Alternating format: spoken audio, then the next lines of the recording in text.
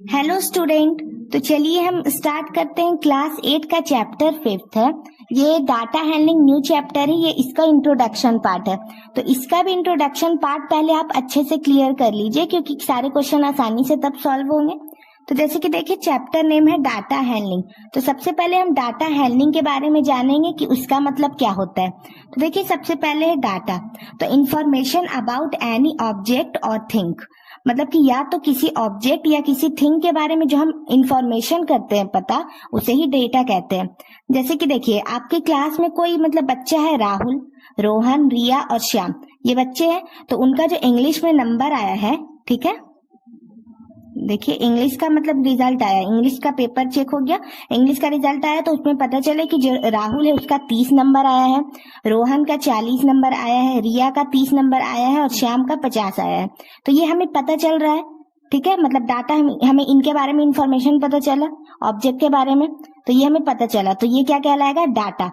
उसी तरह हैंडलिंग का मतलब समझिए कि organise the data in systematic manner, मतलब किसी भी डाटा को हम सिस्टमैटिक मैनर में ऑर्गेनाइज करेंगे, रहेगा ऑर्गेनाइज, उसे ही हम हैंडलिंग कहेंगे।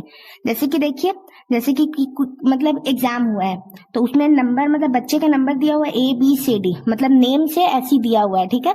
तो जो A का नंबर आया है वो है 30, मैथ का एग्जाम हुआ, इंग्लिश का एग्जाम हुआ, किसी भी नंबर, मतलब किसी भी एग्जाम हुआ किसी भी सब्जेक्ट का, उसमें A का आया है 30, बी का आया है 40, सी का आया है 20 और डी का आया है 50। तो ये हमें पता चल रहा है सिस्टमैटिक मैनर में।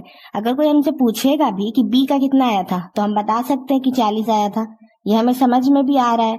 डी का कितना आया था? 50 आया था।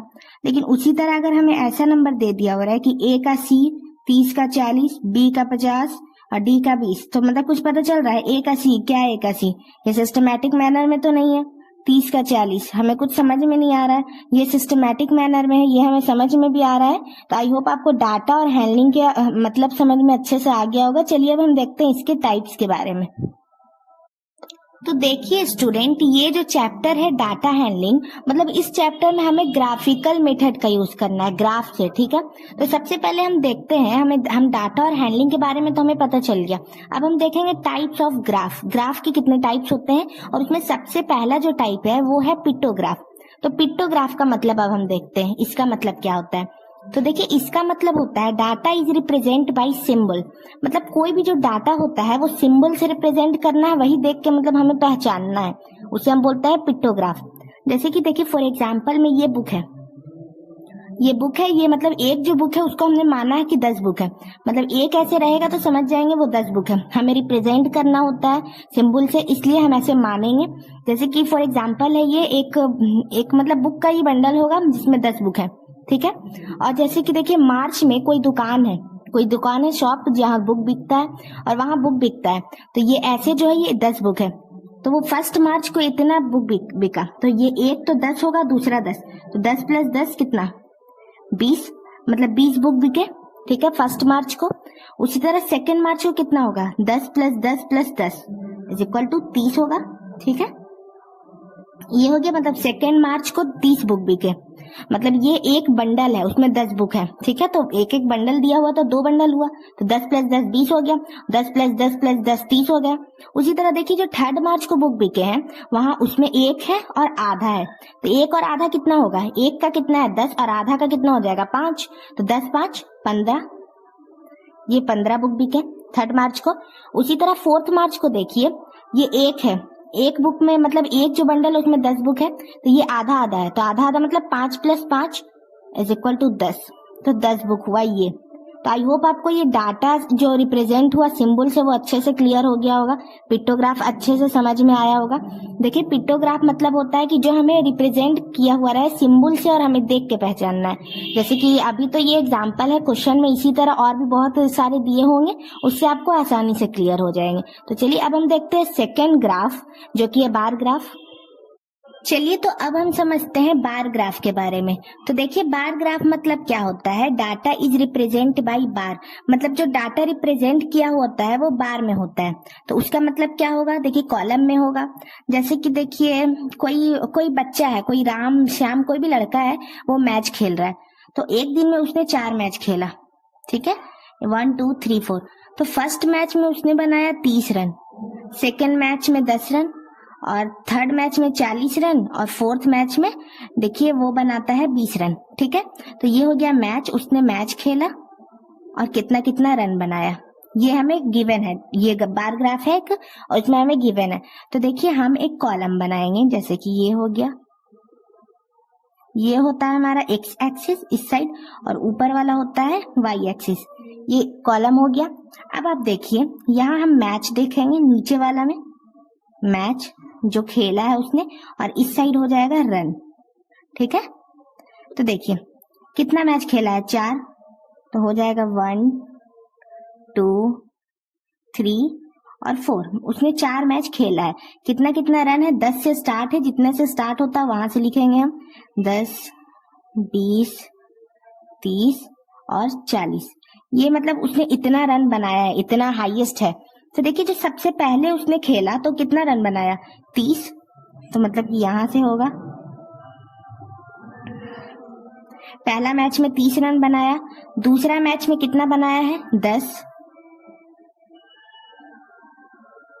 देखिए दूसरा मैच में उसने 10 रन बनाया। तीसरा मैच में 40 रन बनाया।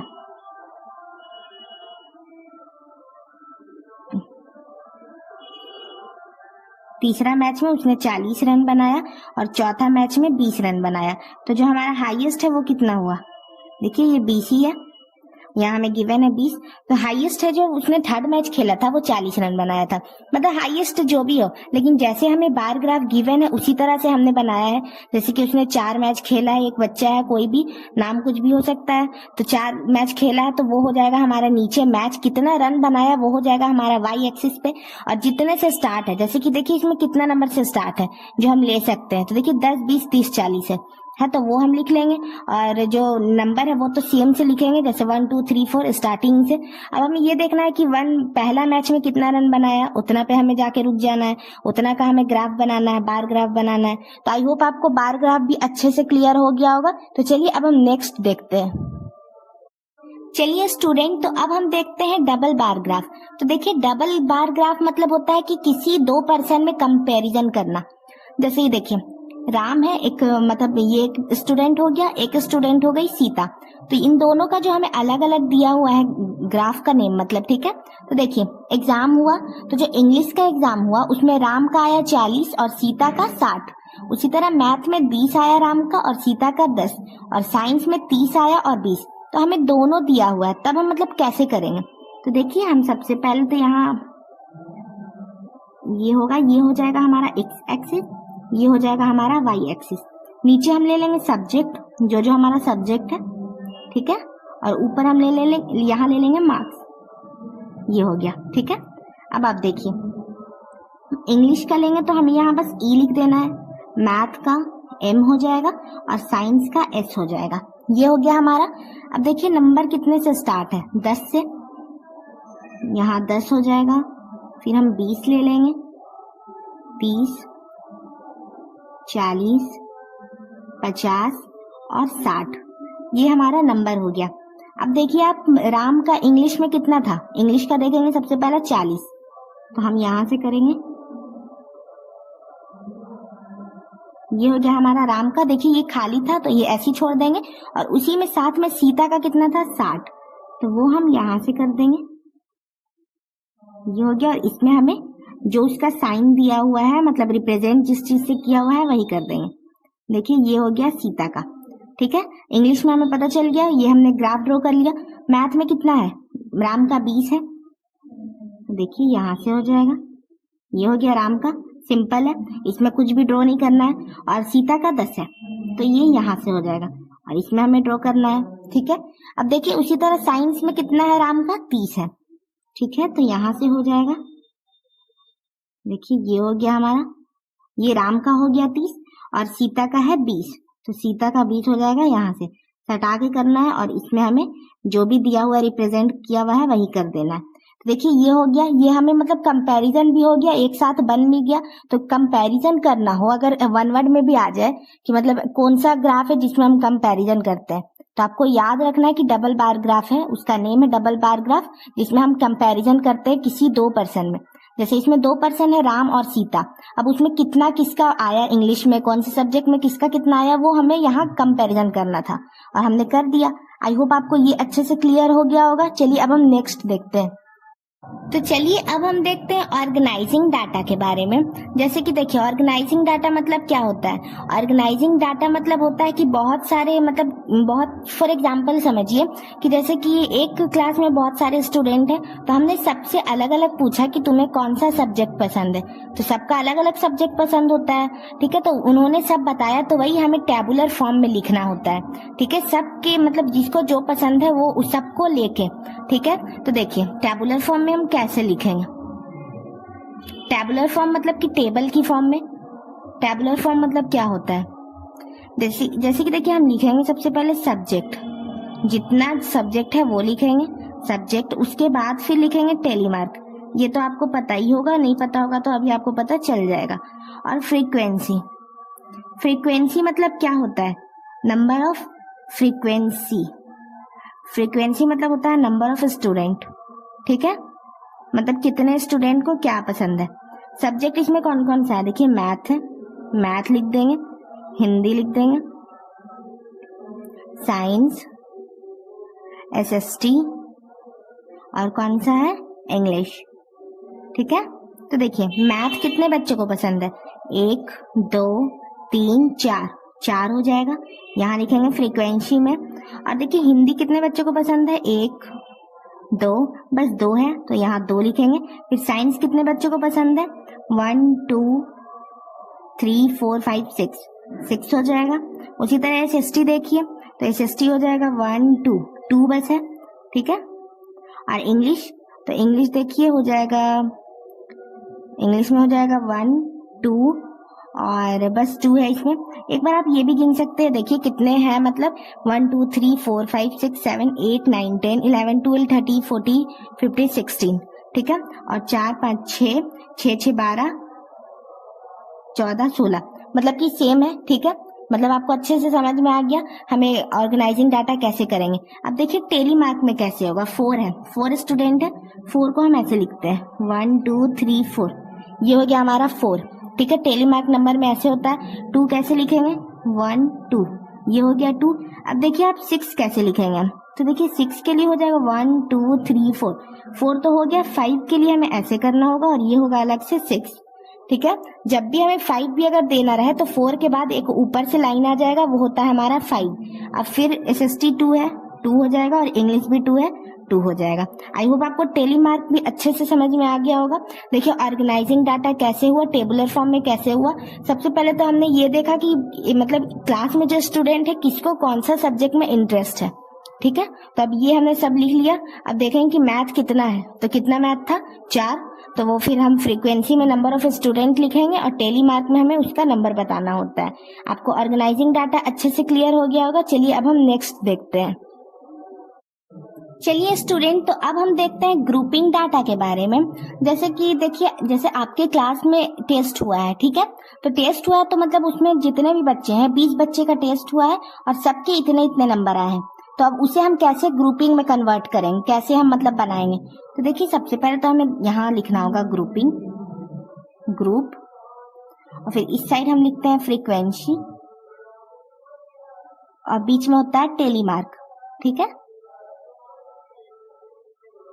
तो देखिए फ्रीक्वेंसी मतलब क्या होता है, नंबर ऑफ स्टूडेंट, मतलब जो भी होता है, मतलब जैसे कि इसमें हम क्या बोलेंगे, इसमें हम बोलेंगे कि नंबर ऑफ स्टूडेंट मतलब कि कितने बच्चे का कितना आया, वो सब फ्रीक्वेंसी में आ जाता है। तो ग्रुपिंग में देखिए मतलब कितने बच्चे हैं, हमें ये गिनना होगा 1 2 3 4 5 6 7 30 40 20 बच्चे हैं, मतलब कि 20 स्टूडेंट है इस क्लास में, और सबका जो टेस्ट हुआ है वो 30 मार्क का हुआ है, 30 नंबर का टेस्ट हुआ है। तो अब 20 में से कितना का कितना आया है, तो हम ग्रुपिंग में कैसे लिखेंगे, पहले तो लिखेंगे 0 से 10 तक, मतलब कि कितने बच्चे हैं जिसका 1 से 10 तक में नंबर आया है, कितने हैं जिसका 10 से 20 में आया है, और कितना है जिसका 20 से 30 में आया है। ठीक है, ये हमें गिनना है। यहाँ नंबर ऑफ स्टूडेंट होता है, यहाँ हम लिख देंगे मतलब कितने नंबर ऑफ स्टूडेंट है जिनका 10 से 10 तक आया है। ठीक है, तो देखिए 0 से 10 तक हमें गिनना है इसमें, तो 1 2 3 4 5 6 7 7, ठीक है। तो यहाँ 7 लिख देंगे हम सबसे पहले। अब देखिए 10 से 20 तक में किसका किसका आया है, 1 2 3 4 5 6, बस 6 है, यहाँ 6 हो जाएगा। अब देखिए 20 से 30 में किसका किसका आया है, कितना, 20 से 30 तक में 1 2 3 4 5, 5 हो जाएगा, ये हो गया हमारा। अब टेली मार्क में कैसे लिखेंगे, 7 है, देखिए पहले हो जाएगा 1 2 3 4 5, ऐसे हो जाएगा, हो गया 5 और 6 7, ये हो गया हमारा 7। अब 6 हम कैसे लिखेंगे, देखिए 1 2 3 4, 4 हो गया, ये हो गया 5 हमारा, और ये हो गया 6, ये हो गया 6। 5 कैसे लिखेंगे, 1 2 3 4 और 5, ये हो गया हमारा 5। ये ग्रुपिंग बन गया हमें। आई होप आपको ये ग्रुपिंग डाटा भी अच्छे से क्लियर हो गया होगा, टेली मार्क भी अच्छे से क्लियर हो गया। और फ्रीक्वेंसी मतलब होता है कि मतलब नंबर ऑफ स्टूडेंट, जरूरी नहीं है जैसे कि यहाँ बात हो रहा है स्टूडेंट का तो नंबर ऑफ स्टूडेंट हो जाएगा, अगर कोई किसी और चीज का बात होगा तो वो हो जाएगा। मतलब हमें फ्रीक्वेंसी में ये लिखना होता है कि कौन मतलब कितना है। जैसे कि ग्रुपिंग में हो गया कि 0 से 10 मतलब इतना नंबर कितने बच्चे का आया है, तो वही हो जाएगा हमारा ऐड करके। उसी तरह यहाँ भी हुआ था। तो आई होप आपको ये अच्छे से क्लियर हो गया होगा। चलिए अब हम नेक्स्ट देखते हैं।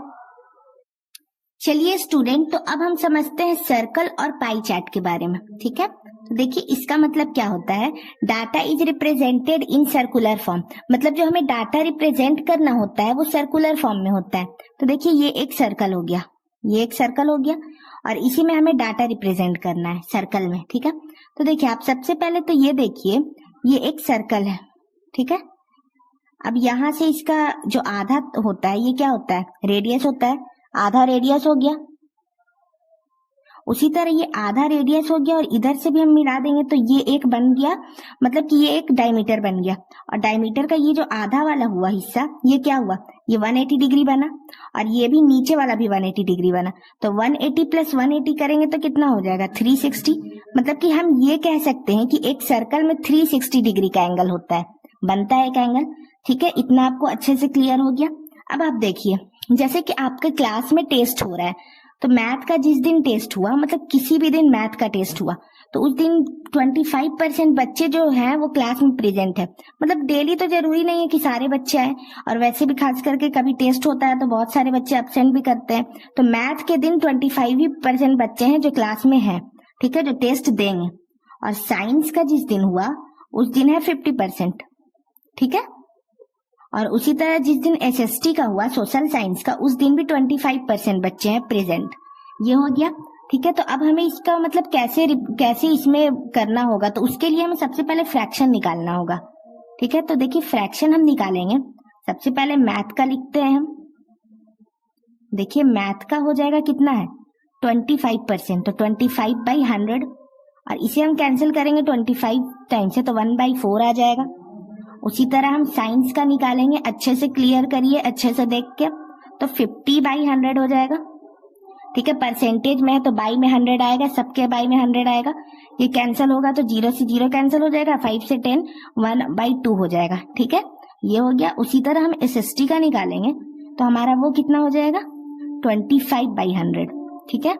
देखिए परसेंटेज हटता है तो बाई में मतलब नीचे में 100 आता है, ये कटेगा तो ये भी 1/4 आ जाएगा, ये हमारा आ गया। अब हम इसका सेंट्रल एंगल निकालेंगे, ठीक है। तो देखिए ये हो गया हमारा सेंट्रल एंगल। सबसे पहले मैथ का कितना है, 1/4 है, 1/4, और एंगल कितना होता है एक सर्कल में, 360 डिग्री, ये 360 हो जाएगा। इसको कैंसिल करेंगे कितना हो जाएगा, 90 डिग्री, ठीक है। और उसी तरह साइंस का देखिए, साइंस का है 1/2 इंटू 360 से करेंगे, इसका कितना हो जाएगा, कैंसिल करेंगे हो जाएगा 180 डिग्री, ठीक है। उसी तरह देखिए हम करेंगे एसएसटी का, तो इसका भी है 1/4 इंटू 360, इसे भी कैंसिल करेंगे हो जाएगा 90 डिग्री। ये आ गया हमारा सेंट्रल एंगल। अब हमें पता चल गया कि मैथ है 90 डिग्री, साइंस है 180 डिग्री, और एसएसटी है 90 डिग्री। तो देखिए ये होता है रेडियस, और ये पूरा हो जाएगा डायमीटर। ऊपर वाला हम एंगल लेंगे चाहे नीचे वाला कोई भी, ये होता है 180 है हमारा, साइंस 180 है, ठीक है।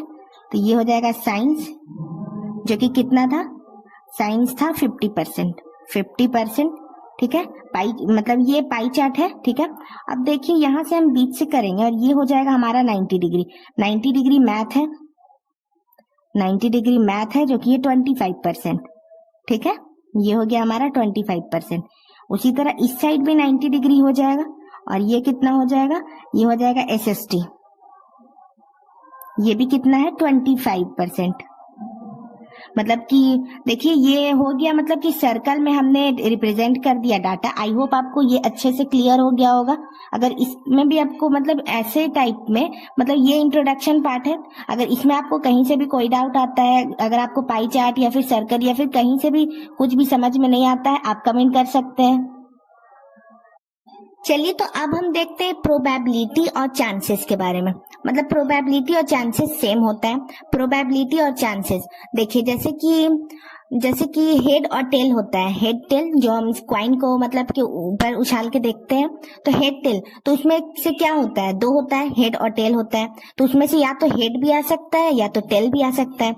मतलब कि चांस होता है कि कोई भी आ सकता है। 50% दोनों का होता है। 50% होता है कि हेड आएगा और 50% होता है कि टेल आएगा। ठीक है, तो उसी का देखिए फॉर्मूला है एक, नंबर ऑफ फेवरेबल आउटकम और बाई में टोटल नंबर ऑफ आउटकम। जैसे कि देखिए फॉर एग्जांपल लेंगे हेड टेल, ये कितना होता है, टोटल नंबर आउटकम 2 होता है, मतलब 2 होता है हेड और टेल। तो हेड आने का कितना है, 1/2 हो जाएगा। मतलब कि या तो हेड आएगा तो एक बार हेड आएगा, बाई में 2 हो जाएगा, टोटल नंबर बाई में है। ठीक है, उसी तरह अगर टेल आएगा तो क्या हो जाएगा, तो उसमें भी 1/2 हो जाएगा। टेल आएगा एक और बाई में है टोटल नंबर ऑफ आउटकम 2। ठीक है, जैसे कि एक डाइस होता है, उसमें कितना नंबर होता है, 1 2 3 4 5 6, 6 नंबर होता है। ठीक है, जो हम लोग लूडो खेलते हैं वो वाला। ठीक है, तो अब देखिए उसमें टोटल नंबर कितना हो गया, टोटल नंबर ऑफ आउटकम हम निकालेंगे। देखिए जो टोटल नंबर हो जाएगा वो कितना हो जाएगा, 6 हो जाएगा। उसी तरह अब हम निकालेंगे फॉर्मूला से, तो जैसे कि देखिए हम निकालेंगे 1 का, 1 कितना बार आएगा, तो 1/6। ठीक है, 1/6 जितना टोटल नंबर होता है आउटकम का वो लास्ट में हो जाता है। जैसे कि इन तो सबको जोड़ेंगे तो कितना होगा, 1 2 3 4 5 6, 6 है तो 6 हो गया। और उसी तरह देखिए हेड टेल कितना था, 2 था, तो 2 होगा सबके बाई में, मतलब नीचे में 2 आएगा। उसी तरह अगर हम देखेंगे कि अगर 2 है तो कितना आएगा, तो 1/6, ये भी 1/6 होगा। अगर 6 लेंगे तो वो भी 1/6 होगा। ठीक है, जैसे कि देखिए 6, मतलब 6 कितने बार आ सकता है, तो 6 एक है तो एक ही बार आएगा 1/6। तो जैसे कि देखिए हम प्रोबेबिलिटी निकालेंगे, जैसे कि हो जाएगा नंबर ग्रेटर देन 4, मतलब 4 से बड़ा नंबर। तो 4 से बड़ा नंबर कौन सा है, 5 6, 2 नंबर है, मतलब 5 और 6 2 नंबर हुआ, तो 2/6 ये करेंगे 2/6, तो ये कटेगा तो 1/3 हो जाएगा। ठीक है, उसी तरह अगर हम निकालेंगे नंबर इज लेस देन 4, मतलब 4 से कम नंबर, तो कितना है, 3 है। जैसे कि देखिए 1 2 3, तो यहाँ हो जाएगा 3/6, इसे हम कट करेंगे तो 1/2 आ जाएगा।